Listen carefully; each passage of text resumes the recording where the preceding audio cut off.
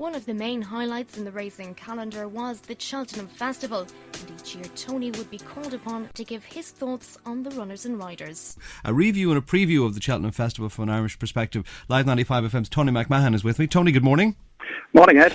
The Irish have had plenty of success. Is it 7 winners now in the last 3 days? Yeah, about that. And all well backed. I think JP set the trend on day one when he had, 750,000 on one that obliged.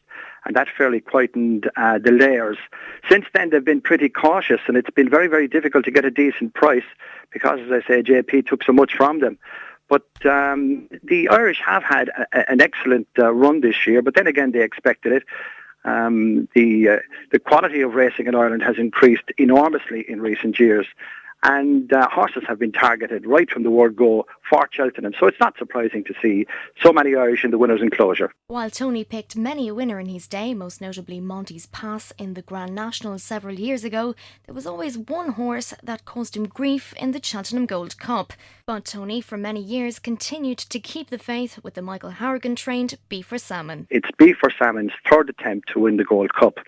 Now, he had a bad fall at Cheltenham 2 years ago. I was there, and it was very, very disappointing because Michael Hourigan, even though the horse was a novice, thought he was going to win the Gold Cup with him.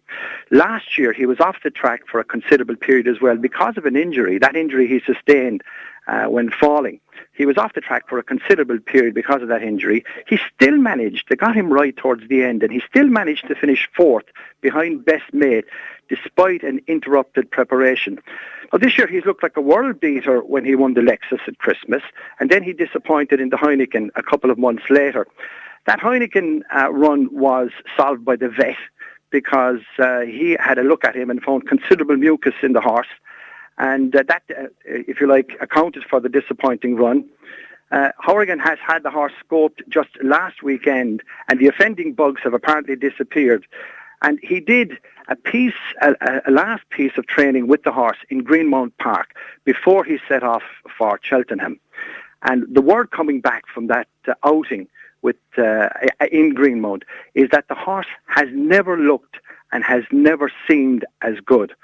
Now, if Hourigan asks a question, he says, if we can finish fourth last year with an interrupted preparation, how much better will he be as he's had more or less a trouble-free run in this year? Yes. So I think that Be for Salmon has an outstanding chance. He needs a bit of luck in running, but what he does have is tremendous pace. I can see him sitting off behind a couple of horses and keeping his best efforts until they start to hit the hill. He'll come up that hill, no problem at all. He has buckets of pace, and I guarantee you, if there are 2 or 3 with him, he'll burn them off. Now, you mentioned Be for Salmon and Kicking King. Where are the other likely challengers for the crown or for the Gold Cup coming from? Well, there aren't that many, you'd have to say. All the money today is for either Be for Salmon or Kicking King. The Irish are really dominating this because some of the more fancied English ones have pulled out of this.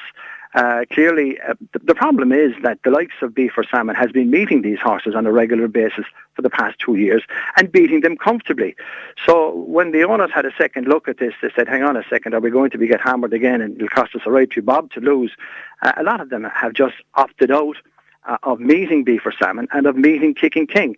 Now, back to Kicking King, he won the King George, of course, at Christmas in tremendous style, but he's not the most reliable of jumpers.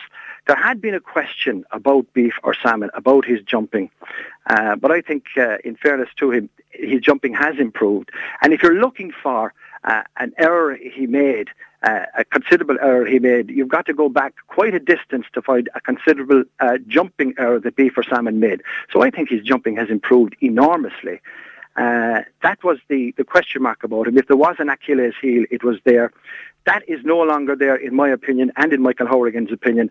And as Hourigan keeps telling us now, the horse is in the form of his life. It's not a vintage Gold Cup. And I honestly think that Be for Salmon has the ability, has the class, and now has the experience to take it. Well, we can't get it right all the time.